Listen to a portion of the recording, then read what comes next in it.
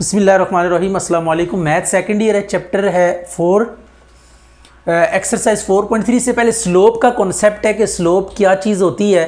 उसके लिए तीन फार्मूलाज हैं स्लोप के। तो सबसे पहला फार्मूला हम डिस्कस करने जा रहे हैं, 2 पॉइंट्स फार्मूला। अगर आपको 2 पॉइंट्स गिवन है और कहा जाए कि लाइन की स्लोप फाइंड करें तो आप कैसे डिटरमिन करेंगे, इसको हम देखेंगे। If P of x1 y1 Q of x2 y2 be 2 points on a line, then slope of that line या line slope of line through P and Q is given by M is equal to y2 minus y1 over x2 minus x1। ये आपके पास क्या है, line की slope है y2 minus y1, या आप इसको ऐसे भी लिख सकते हैं M is equal to y1 minus y2 over x1 minus x2। तो मेक्स नो डिफरेंस, चाहे तो y1 पहले लिखें चाहे तो y2 पहले लिखें, लेकिन अगर y1 ऊपर पहले लिखा है तो नीचे x1 पहले लिखना पड़ेगा। मीन जिसका आप y कोऑर्डिनेट पहले ले रहे हैं डिनोमिनेटर में, उसी का कोऑर्डिनेट पहले लेना पड़ेगा। अगर y कोऑर्डिनेट फर्स्ट पॉइंट का ले रहे हैं तो फिर x कोऑर्डिनेट भी फर्स्ट पॉइंट का ही पहले लेना पड़ेगा, एंड वाइस वर्सा। अच्छा, ये स्लोप का फार्मूला आ गया। अब इसका थोड़ा ज्योमेट्रिकली एनालिसिस करते हैं कि स्लोप है क्या चीज़ और ये क्यों हम कैलकुलेट करते हैं। ये सपोज कर लें आपके पास कोई भी लाइन है प्लेन के अंदर और इसके ऊपर 2 पॉइंट्स लाई कर रहे हैं। एक ये पॉइंट है कोई P ऑफ x1 y1 और दूसरा, अच्छा जी, ये आ गया P ऑफ x1 y1, और ये कोई और पॉइंट है एनीवेयर ऑन दिस लाइन। ये कोई लाइन है आपके पास, ये लाइन है, ये आपके पास कोई लाइन है, इसके ऊपर आपने एनीवेयर 2 पॉइंट्स ले लिए। अब इन 2 पॉइंट से आप स्लोप कैसे कैलकुलेट करेंगे, इस चीज़ को हम समझने की कोशिश कर रहे हैं। तो यहां से आप क्या करें, एक वर्टिकल लाइन ड्रॉ करें इस पॉइंट पी क्यू में से, राइट हो गया। ये पॉइंट क्यू में से एक वर्टिकल लाइन आपने ड्रॉ की, और बिल्कुल इसी पैटर्न पे आपने एक हॉरिजॉन्टल लाइन ड्रॉ करनी है पी में से, यानी फर्स्ट पॉइंट में से हॉरिजॉन्टल लाइन ड्रॉ करें और सेकंड में से वर्टिकल लाइन ड्रॉ करें। ये आ गया। अगर आप इसको यहां से लेकर आए एक्स एक्सिस के ऊपर तो आप कुछ समझ पाएंगे कि ये जो आपके पास वैल्यू, ये x1 है and this is y1, sorry x2। ये आपके पास कितना है, x2। आप अगर नोट करें तो ये आपके पास यहां तक x1 होगा, राइट हो गया, और ये आपके पास यहां पे जो दूसरा पॉइंट x2 वाला है, ये आपके पास क्या है, x2। अगर आप फाइंड करना चाहते हैं यहां से ये अब आपने फाइंड करना है कि ये लेंथ कितनी है, तो इस लेंथ को आप क्या कह सकते हैं, x2 माइनस x1 लिख सकते हैं, राइट हो गया। अब ये वाली लेंथ x2 माइनस x1 होगी, लाइकवाइज ये वाली लेंथ y2 माइनस y1 होगी। तो मीन अब ये आपके पास 2 लेंथ्स आ गई हैं, x2 माइनस x1 और ये y2 माइनस y1। अगर इसको मैं हॉरिजॉन्टल के साथ इस लाइन का एंगल हम एज्यूम कर लेते हैं थीटा है, राइट हो गया। अगर हम क्या कर लेते हैं, हॉरिजॉन्टल के साथ इस लाइन का एंगल थीटा एज्यूम कर लेते हैं, तो थीटा के ये एक राइट ट्राइंगल बन रही है आपके पास। इसको हम देख सकते हैं कि ये आपके पास अब क्या है, राइट ट्राइंगल है। This one is what, right triangle. ये 90 डिग्री एंगल है यहाँ पे। तो अब इसको हम पी क्यू आर से लेबल कर सकते हैं। ये आपके पास क्या है, एक राइट ट्राइंगल है। तो इस राइट ट्राइंगल को हम आउटसाइड ले जाते हैं, और ये आउटसाइड ले जाने के बाद हम देखेंगे कि आपके पास यहां पे कैसे थीटा कैलकुलेट किया जा सकता है। तो ये आपके पास है x2 माइनस x1 और ये है y2 माइनस y1। यह आ गया p q and this one is r। तो in triangle p q r में अगर आप बात करें तो ये आपके पास tan थीटा कितने के इक्वल आता है, y2 minus y1 over x2 minus x1।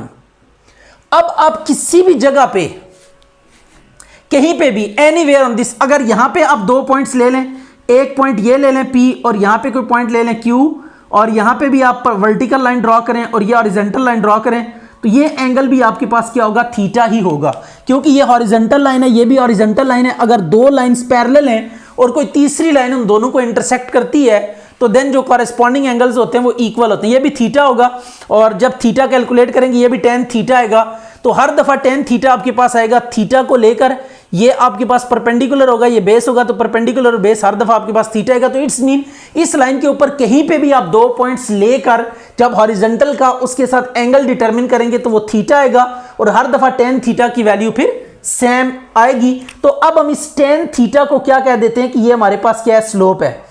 m is equal to tan theta is equal to y2 minus y1 और x2 माइनस x1। तो ये अब आपके पास क्या है, स्लोप है। तो basically slope is nothing the value of tan theta at by taking 2 points on the given line. तो जो भी लाइन आपके पास गिवन है उस पर 2 पॉइंट्स लेके आप राइट ट्रायंगल कंस्ट्रक्ट करेंगे, वहां पे tan थीटा की वैल्यू फाइंड करेंगे, that will give you a slope. तो अब हम tan थीटा को फिर हम बीच में से इग्नोर कर देते हैं और just m is equal to y2 minus y1 over x2 minus x1 से स्लोप को हम क्या कर देते हैं, मेंशन कर देते हैं। तो स्लोप बेसिकली आपको क्या बताती है, स्लोप बेसिकली रेशो है।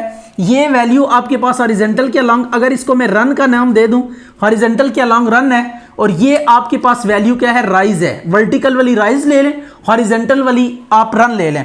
तो ये राइज और रन, जब भी आप कोई लाइन लेंगे तो उसमें 2 चीजें होंगी कि लाइन ऊपर की तरफ उठ रही होगी और सेकेंडली आगे भी बढ़ रही होगी। ये लाइन में आगे भी बढ़ रहे हैं आप और साथ साथ ऊपर भी लिफ्ट हो रहे हैं। ये अगर इंक्लाइन लाइन आप ड्रॉ करें तो आप साथ साथ देखेंगे कि आप आगे भी बढ़ रहे हैं, कुछ आप हॉरिजॉन्टल के अलोंग डिस्टेंस ट्रैवल करेंगे और कुछ वर्टिकल के अलोंग डिस्टेंस ट्रैवल करेंगे। तो हॉरिजॉन्टल के अलोंग जो है इसको हम रन का नाम दे देते हैं और वर्टिकल के अलोंग राइज का। तो ये राइज और रन जो है इसको बेसिकली हम क्या कहते हैं, स्लोप कहते हैं। राइज और रन से जो रेशो आती है वो लाइन के अगेंस्ट कहीं पे भी आप अगर ये रेशो आप कैलकुलेट करते हैं एनीवेयर ऑन दिस लाइन, आप राइट ट्रायंगल बना के वैल्यू हर दफा सेम आएगी। तो ये कांस्टेंट रहती है for a single line and different for different lines. Right हो गया। तो स्लोप राइज ओवर रन, तो राइज ओवर रन या m is equal to y2 minus y1 over x2 minus x1 से हम क्या करेंगे, स्लोप को मेंशन करेंगे। तो ये 2 पॉइंट्स के लिए ये फार्मूला है। इसी तरह आपके पास एक और भी फार्मूला है, सेकेंड फार्मूला है। अगर आपके पास स्लोप फॉर इंक्लिनेशन, अगर आपके पास लाइन का एंगल गिवन है एक्स एक्सिस के साथ, पॉजिटिव एक्स एक्सिस के साथ, तो आप उससे भी क्या कर सकते हैं, स्लोप डिटरमिन कर सकते हैं। If theta is angle between line and positive x axis, then slope of such line is, तो इस तरह की जो लाइन होगी उसकी स्लोप को हम कैसे निकालेंगे, m is equal to tan theta. तो अगर थीटा आपको गिवन है, ये कोई लाइन है, इसका x एक्सिस के साथ आपको एंगल गिवन है कि ये थीटा एंगल सबटेंड कर रही है पॉजिटिव x एक्सिस के साथ, तो आप ये काउंटर क्लॉकवाइज डायरेक्शन लेनी है एंगल की, तो इससे भी आप स्लोप कैलकुलेट कर सकते हैं। m is equal to tan theta वाली वैल्यू को रखते हुए आप क्या कर सकते हैं, स्लोप फाइंड कर सकते हैं। अच्छा, इसी तरह अगर हम लाइन की इक्वेशन की बात करें तो लाइन की इक्वेशन जब भी आपके पास होगी फर्स्ट डिग्री इक्वेशन होगी। अच्छा जी, व्हेन, या इस तरह लिखते हैं फॉर लाइन, लाइन की जनरल फॉर्म में आपके सामने लिखने लगा हूं। कोई भी फर्स्ट डिग्री इक्वेशन जो होती है वो लाइन की इक्वेशन होती है। मीन टू से x की पावर 1 हो, y की पावर 1 और x y आपस में मल्टीप्लाई ना हो रहा हो, तो अगर इस तरह की कोई इक्वेशन आपको नजर आ जाए तो ये लाइन की इक्वेशन होती है। तो फॉर लाइन, अगर आपके पास इस तरह लाइन गिवन है तो आप इसकी स्लोप कैलकुलेट कर सकते हैं। स्लोप इज गिवन बाय, तो इस केस में स्लोप क्या होगी, माइनस कोफिशिएंट ऑफ x और कोफिशिएंट ऑफ y। तो m is equal to minus coefficient of x और कोफिशिएंट ऑफ y। तो m कोफिशिएंट ऑफ x कितना है यहाँ पे, अगर आप नोट करें x के साथ a आ रहा है तो ये माइनस a, और y के साथ b आ रहा है तो b, तो ये आपके पास स्लोप का फार्मूला आ जाएगा माइनस a और b। राइट हो गया। तो ये आपके पास स्लोप के 3 फार्मूलाज हैं देखें 2 पॉइंट फार्मूला, अगर 2 पॉइंट्स गिवन हो तो तब आप ये फार्मूला या ये फार्मूला यूज करेंगे। अगर लाइन का इंक्लिनेशन दिया हुआ है with respect to positive x axis तो then m is equal to tan theta वाला फार्मूला यूज करेंगे। और सम टाइम अगर आपको लाइन दी जाती है और आपको स्लोप रिक्वायर्ड है तो आप ये फार्मूला लगाएंगे minus coefficient of x over coefficient of y. इस फार्मूले से क्या निकल आएगी? स्लोप। तो स्लोप डिटरमिन करने के हमारे पास क्या है? 3 मेथड्स हैं। अब आपने कुछ रिमार्क्स हैं जो कि आपने याद रखने हैं। सबसे पहला रिमार्क है आपके पास ये स्लोप ऑफ हॉरिजॉन्टल लाइन। अगर आपको कोई हॉरिजॉन्टल लाइन दी हुई है इसकी स्लोप, या हम बात करेंगे स्लोप ऑफ एक्स एक्सिस, क्योंकि एक्स एक्सिस जो होता है वो हॉरिजॉन्टल होता है, ये हमेशा 0 के इक्वल होती है। स्लोप ऑफ हॉरिजॉन्टल लाइन की बात हो या स्लोप ऑफ एक्स एक्सिस की बात हो, it is always equal to 0। जब भी आपसे को पूछे स्लोप ऑफ हॉरिजॉन्टल लाइन क्या होगी या स्लोप ऑफ एक्स एक्सिस क्या होगी तो इट इज ऑलवेज 0। सेकेंडली हम लेते हैं slope of vertical line. Slope of vertical line, और वर्टिकल लाइन को हम वाई एक्सिस भी कह सकते हैं, या आप इसकी जगह पे वाई एक्सिस लिख लें तो ये आपके पास कितनी होगी? इन्फिनिटी होगी। स्लोप ऑफ वर्टिकल लाइन या slope of y axis would be equal to infinity. ये बात भी आपने याद रखनी कि स्लोप ऑफ वर्टिकल लाइन क्या होती है आपके पास, या स्लोप ऑफ वाई एक्सिस ये इन्फिनिटी होती है। ये 2 स्लोप्स हैं जो कि आपने माइंड में रखनी है। नेक्स्ट है if 2 lines having slopes m1 and m2 are parallel, then m1 equal to किसके होगा? m2 के। पैरेलल लाइंस की स्लोप्स इक्वल होती हैं। मीन अगर आपके पास 10 लाइंस हैं और वो पैरेलल हैं तो हर लाइन की स्लोप m ही होगी। राइट हो गया। तो अच्छा जी, अगर यहां पे अगर 1 करोड़ भी लाइंस आप ड्रॉ करते हैं जो कि पैरेलल हैं तो हर लाइन की स्लोप आप कैलकुलेट करके देख लें ये क्या आएंगी? इक्वल आएंगी। और परपेंडिकुलर लाइन, इफ परपेंडिकुलर, अगर ये परपेंडिकुलर है तो देन m1 का m2 के साथ जो प्रोडक्ट होगा वो -1 के इक्वल होगा। m1 को m2 से मल्टीप्लाई करेंगे तो आंसर कितना आएगा? -1। परपेंडिकुलर लाइंस की स्लोप्स का प्रोडक्ट -1 के इक्वल होता है। परपेंडिकुलर लाइंस की स्लोप्स का प्रोडक्ट -1 के इक्वल होगा। राइट हो गया। This does not hold for coordinate axis, क्योंकि आप देखें एक्स एक्सिस और वाई एक्सिस भी आपस में परपेंडिकुलर होते हैं, लेकिन ये फार्मूला होल्ड नहीं करता फॉर कोऑर्डिनेट एक्सिस। ये कोऑर्डिनेट एक्सिस के लिए होल्ड नहीं करता। क्यों? क्योंकि अगर आप स्लोप ऑफ एक्स एक्सिस की बात करें, स्लोप ऑफ एक्स एक्सिस की अगर हम बात करें तो वो 0 होती है, और स्लोप ऑफ वाई एक्सिस की अगर हम बात करें तो ये इन्फिनिटी होती है। तो 0 मल्टीप्लाई इन्फिनिटी इज नॉट, क्या होता है ये किसी को कुछ नहीं पता, ये इनडिटर्मिनेट फॉर्म है। राइट हो गया। ये क्या है आपके पास? इनडिटर्मिनेट फॉर्म है। क्लियर होगी बात कि नहीं? तो इसके बारे में हम कुछ नहीं कह सकते। तो ये जो -1 है, यानी अगर लाइंस परपेंडिकुलर हैं तो उनकी स्लोप्स का प्रोडक्ट -1 के इक्वल होगा। तो अब अगर ये आपको स्लोप्स का प्रोडक्ट -1 के इक्वल है और ये जो फार्मूला है ये होल्ड नहीं करता फॉर कोऑर्डिनेट लाइंस, ठीक है, यानी एक्स एक्सिस और वाई एक्सिस के लिए होल्ड नहीं करता। एक्स एक्सिस की स्लोप 0 होती है, वाई एक्सिस की स्लोप इन्फिनिटी होती है। इन दोनों का प्रोडक्ट लें 0 × इन्फिनिटी, ये इनडिटर्मिनेट फॉर्म है। इसका रिजल्ट क्या होगा ये हम नहीं बता सकते। अच्छा, ये 2 पॉइंट्स आपको गिवन है, इनकी आपने क्या फाइंड करनी है? स्लोप फाइंड करनी है। स्लोप और इंक्लिनेशन फाइंड करनी है। तो सिंस स्लोप का क्या फार्मूला है? m is equal to y2 minus y1 और x2 माइनस x1। अब इनमें से एक को x1 y1 कह दें, दूसरे को x2 y2 कह दें। ये आपके पास x1 y1 आ गया, ये x2 y2 आ गया। तो अब ये y2 x2 x1 y1 इन सब की वैल्यू सब्स्टिट्यूट करेंगे तो ये 11 माइनस 4 और ये आ गया 5 माइनस 2। ये जस्ट ऊपर से देख के वैल्यूज़ आपने सब्स्टिट्यूट किए 7 और 7, तो ये m आपके पास कितना आ गया? 1 आ गया। तो स्लोप आपके पास कितनी आ गई? 1 के इक्वल आ गई। अब इसके बाद आपने क्या फाइंड करना है? इंक्लिनेशन फाइंड करना है। Inclination mean angle theta find करना है विद पॉजिटिव एक्स एक्सिस, तो theta is equal to tan inverse ये m is equal to tan theta वाला फार्मूला यूज़ करेंगे। m is equal to tan theta,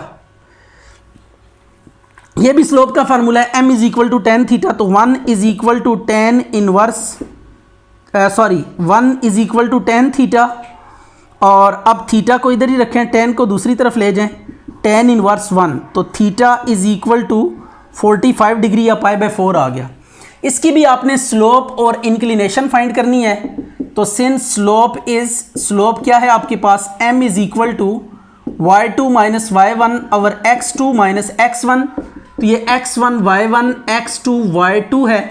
तो अब वैल्यूज पुट करेंगे, m is equal to 7 minus 2 divided by 2 minus 3, तो it is 7 plus 2 और minus 1, तो m is equal to minus 9 आ गया। अब इंक्लिनेशन कैसे फाइंड करेंगे, इंक्लिनेशन के लिए आपने क्या करना है, since tan theta is equal to m, ये फार्मूला आप इस तरह भी लिख सकते हैं, तो m के सामने m की वैल्यू यूज़ करें -9, तो theta is equal to tan inverse -9 आ गया। अच्छा, अगर टेन इनवर्स के साथ नेगेटिव आ रहा हो तो इस नेगेटिव को उड़ाने का जो मेथड है वो ये है कि आप क्या लिखेंगे, 180 में से माइनस करेंगे, 180 माइनस टेन इनवर्स 9, तो ये करेंगे आपके पास थीटा की वैल्यू आ जाएगी 180 माइनस ये 70 या इस तरह कुछ जो भी आएगा वट एवर इज, इसको आप बीच में से माइनस करेंगे, आई थिंक सो 63 आएगा। तो अब इसको प्लस माइनस करके जो भी रिजल्ट आता है वो आपके पास एंगल होगा। अच्छा जी, अब इस क्वेश्चन में आपको ना दो पेयर ऑफ पॉइंट्स दिए गए हैं, एक ये पेयर ऑफ पॉइंट्स है और दूसरा ये पेयर ऑफ पॉइंट्स है। अच्छा जी, अब ये दो पेयर ऑफ पॉइंट्स है, इनसे एक लाइन जनरेट होगी और इनसे एक लाइन डेवलप होगी, एक लाइन इन दो पॉइंट्स में से गुजरी है, एक लाइन इन दो पॉइंट्स में से। तो कहते हैं कि जब ये पैरेलल हैं तब के की वैल्यू फाइंड करें, यानी ए बी वाली लाइन और सी डी वाली लाइन अगर पैरेलल हैं तो के की वैल्यू फाइंड करें, और अगर परपेंडिकुलर है तो के की वैल्यू फाइंड करें। तो अब हम देखते हैं के की वैल्यू कैसे फाइंड करेंगे। तो सबसे पहले हम इन दोनों की स्लोप फाइंड कर लेते हैं, स्लोप ऑफ ए बी, इसको m1 का नाम दे देते हैं, वही फार्मूला है y2 माइनस y1 और x2 माइनस x1, या आप जुबानी भी याद कर सकते हैं फार्मूले को। पहले आप y कोऑर्डिनेट्स को माइनस करेंगे, इसको आप पहला पॉइंट रख लें, y में से y माइनस करें तो ये -6 -3 आ गया, और x में से फिर x माइनस करें, k -7 आ गया।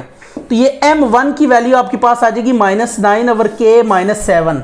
अब इसी तरह से स्लोप ऑफ सी डी आपने डिटरमिन करनी है, तो स्लोप ऑफ सी डी क्या होगी, m2 इज इक्वल टू, इस पॉइंट को हम पहले रख लेते हैं, तो y में से y माइनस करेंगे, 4 - 5 -6 -4, राइट हो गया। आप दूसरा तरीका जो मैंने फार्मूले वाला बताया, फार्मूला लिखकर भी आप बीच में वैल्यू सब्स्टिट्यूट कर सकते हैं, x1 y1 पहले पॉइंट को ले लें और दूसरे को x2 y2 लेके, तो वो वाला काम भी आप कर सकते हैं। अच्छा, अब पहला पार्ट है k की वैल्यू हमने फाइंड करनी है, तो पहला पार्ट है पैरेलल लाइंस वाला।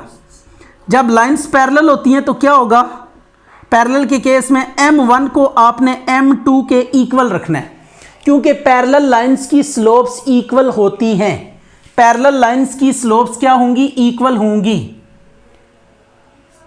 अच्छा जी, पैरेलल लाइंस की स्लोप्स क्या होंगी, ये 4 - 5 आ गया, 4 - 5 -6 -4, ठीक है। अच्छा जी, m1 m1 की वैल्यू -9 और k -7, और m2 है आपके पास 1/2, इसको इधर मल्टीप्लाई करें, 18 k -7, 7 को इस जानिब ले आए तो k की वैल्यू आपके पास क्या आ जाएगी, -11। ये पैरेलल का केस हो गया। एंड परपेंडिकुलर के लिए आपको पता है क्या करना है, परपेंडिकुलर में स्लोप्स का प्रोडक्ट क्या होगा, -1 के इक्वल रखना है। तो m1 m2 is equal to -1 रखेंगे, m1 की वैल्यू -9 और k -7, और m2 की value 1/2 is equal to -1, minus से कैंसिल हो जाएगा आर पार, तो ये 9 और 2k -14 आ गया, और इसको सिंप्लीफाई करके आप क्या कर लेंगे, 2k -14, तो 9 + 14 इज इक्वल टू 2k, तो k की वैल्यू आ जाएगी 23/2। तो ये आपके पास k की वैल्यू आ गई है जब लाइंस क्या होंगी, परपेंडिकुलर होंगी।